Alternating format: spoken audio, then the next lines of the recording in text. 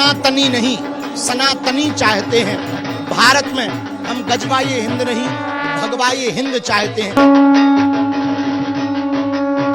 लेकिन बाबर के नाम से मस्जिद बनाना मुझे लगता है हिंदुओं के ऊपर अपमान करने की, हिंदुओं को आघात करने की एक चेष्टा है। कोई ईंटों की इमारत खड़ी कर सकता है पर हृदय में बाबर को बसा नहीं सकता। पश्चिम बंगाल की राजनीति इस वक्त ऐसे दो राह पर खड़ी है जहां सोनार बांग्ला के वादे और धर्म युद्ध का शोर का टकराव होने लगा है। कोलकाता के ऐतिहासिक ब्रिगेड परेड ग्राउंड से लेकर मुर्शिदाबाद की संकरी गलियों तक सियासी बिसात पर मोहरे बिछ चुके हैं। एक तरफ 5 लाख कंठों से फूटता गीता का पाठ है तो दूसरी तरफ 1 लाख लोगों के कुरान पढ़ने का अल्टीमेटम।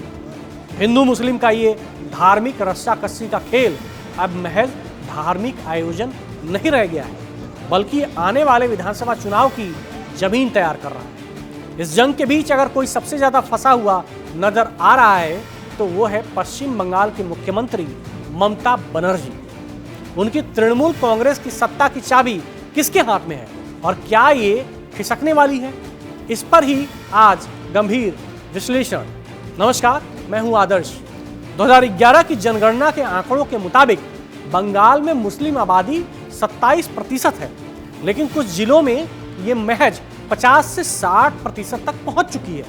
मुर्शिदाबाद, मालदा, उत्तर दिनाजपुर जैसे इलाके मुस्लिम बहुल हैं, जहां हिंदू आबादी घट रही है। कुल 294 विधानसभा सीटों में से 100 से 120 सीटों पर मुस्लिम वोट निर्णायक है। ये आंकड़े बताते हैं कि टीएमसी की सत्ता तुष्टीकरण पर टिकी है, लेकिन भाजपा हिंदू पोलराइजेशन का रास्ता अपना रही है। सवाल यह है कि क्या ममता बनर्जी इस ध्रुवीकरण को रोक पाएंगी या बंगाल की राजनीति कहीं और मुड़ जाएगी, क्योंकि कोलकाता से आई ये तस्वीरें जो आई हैं वो सामान्य नहीं थी। कोलकाता के ब्रिगेड परेड ग्राउंड दशकों से वामपंथियों की लाल झंडों वाली रैलियों और टीएमसी की विशाल सभाओं का गवाह रहा है, लेकिन इस बार यहाँ सनातन संस्कृति संसद के बैनर तले लाखों लोगों ने एक साथ भगवत गीता का पाठ किया है। आयोजकों का दावा है कि 5 लाख हिंदू यहाँ जुटे थे। मंच पर संतों की फौज थी। महामंडलेश्वर स्वामी ज्ञानानंद जी महाराज, पद्मभूषण साध्वी और बागेश्वर धाम के धीरेन्द्र कृष्ण शास्त्री इसके सियासी मायने गहरे हैं, क्योंकि मंच पर बंगाल बीजेपी का पूरा शीर्ष नेतृत्व मौजूद था। केंद्रीय मंत्री सुकांत मजमुदार, नेता प्रतिपक्ष शुभेंदु अधिकारी और यहाँ तक कि राज्यपाल सीवी आनंद बोस। संकेत साफ है कि ये आयोजन महज धार्मिक नहीं बल्कि आने वाले चुनावों के लिए हिंदू वोट बैंक को एकजुट करने का शंखनाद है। भाजपा जानती है कि बंगाल में हिंदू वोटर्स, खासकर दलित और ओबीसी समुदाय टीएमसी से नाराज है। साध्वी ऋतंभरा ने कहा कि ये राष्ट्र राम का है, राम का ही रहेगा। धीरेन्द्र शास्त्री ने कहा कि वो भारत में सनातनी चाहते हैं, तनातनी नहीं। भारत में गजवाए हिंद नहीं, भगवाए हिंद चाहते हैं। पश्चिम बंगाल के राज्यपाल सीवी आनंद बोस ने कहा कि जब युवा पीढ़ी के लोग गीता का पाठ करना चाहते हैं तो ये राष्ट्रीय गौरव का विषय बन जाता है।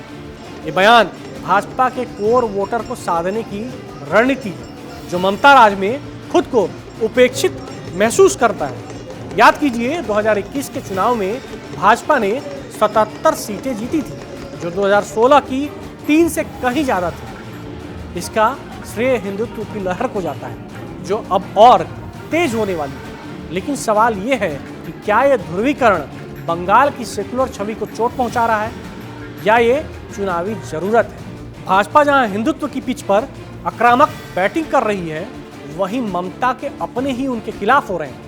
टीएमसी से निलंबित विधायक हुमायूं कबीर ने जो ऐलान किया है, उसने ममता के पारंपरिक मुस्लिम वोट बैंक में सेंध लगाने का खतरा पैदा कर दिया है।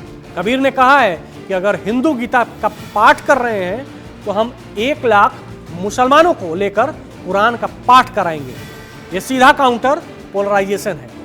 कबीर मुर्शिदाबाद में बाबरी मस्जिद की तर्ज पर एक मस्जिद की नींव रख चुके हैं। उनका तर्क है कि अगर राम मंदिर बन सकता है तो बाबरी की याद में मस्जिद क्यों नहीं। ये बयान मुस्लिम समुदाय में टीएमसी की विश्वास पर सवाल उठा रहा है। मुर्शिदाबाद में 66% मुस्लिम आबादी है, मालदा में 51%। इन जिलों में टीएमसी की जीत मुस्लिम वोट पर टिकी है। लेकिन अगर हुमायूं कबीर जैसे नेता अलग पार्टी बनाते हैं तो वोट बढ़ जाएंगे, और अगर हुमायूं कबीर एआईएमआईएम से हाथ मिलाते हैं तो ममता बनर्जी का रास्ता मुश्किल हो सकता है। अगर कबीर का कुरान पाठ आयोजन होता है तो ये मुस्लिम ध्रुवीकरण को बढ़ावा देगा, जो भाजपा को फायदा पहुंचाएगा, क्योंकि हिंदू वोटर्स और एकजुट हो जाएंगे। ममता बनर्जी के लिए ये इधर कुआं उधर खाई वाली स्थिति है। अगर वो हुमायूं कबीर का विरोध करती हैं तो मुस्लिम समुदाय में संदेश जाएगा कि दीदी अब सॉफ्ट हिंदुत्व की राह पर है।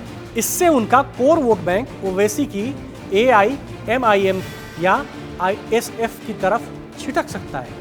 और अगर ममता चुप रहती हैं तो मुस्लिम तुष्टीकरण के वार झेलने होंगे। याद कीजिए, ममता ने खुद को सॉफ्ट हिंदुत्व से जोड़ने की कोशिश की है, जय श्री राम के नारे लगाना, दुर्गा पूजा में हिस्सा लेना, लेकिन ये काफी नहीं है। भाजपा के शुभेंदु अधिकारी जैसे नेता जो कभी टीएमसी में थे, अब हिंदू वोटर्स को बता रहे हैं कि ममता हिंदुओं की दुश्मन है। गीता पाठ, साध्वी के उग्र बयान और जय श्री राम के नारे बंगाल के हिंदू वोटर्स को एकजुट कर रहे हैं, खासकर दलित और ओबीसी को, जो टीएमसी से नाराज है। मुर्शिदाबाद और मालदा जैसे गढ़ों में अगर टीएमसी कमजोर होती है तो सत्ता की कुर्सी डगमगा जाएगी। बंगाल की राजनीति हमेशा से ध्रुवीकरण की शिकार रही है। 1977 से 2011 तक वाम मोर्चों की सत्ता थी जो सेकुलरिज्म पर टिकी थी, लेकिन 2011 में ममता ने सत्ता हासिल की मुस्लिम वोट बैंक के दम पर। अब 2025 आते जाते जब लोकसभा चुनाव करीब है, ये ध्रुवीकरण चरम पर है।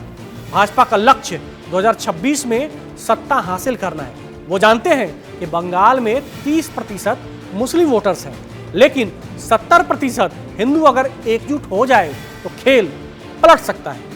पश्चिम बंगाल की ये सियासी जंग अब महज पार्टियों को नहीं बल्कि वोट बैंक की जंग है।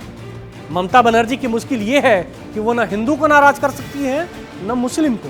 भाजपा उन्हें एंटी हिंदू साबित करने पर तुली है, जबकि हुमायूं कबीर जैसे नेता उन्हें मुस्लिम विरोधी ठहरा रहे हैं। वोटर तय करेगा कि बंगाल का भविष्य क्या होगा।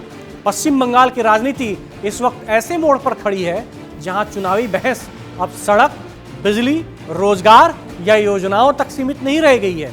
राज्य में राजनीतिक विमर्श तेजी से पहचान, समुदाय और धार्मिक प्रतीकों के इर्द गिर्द घूमने लगा है।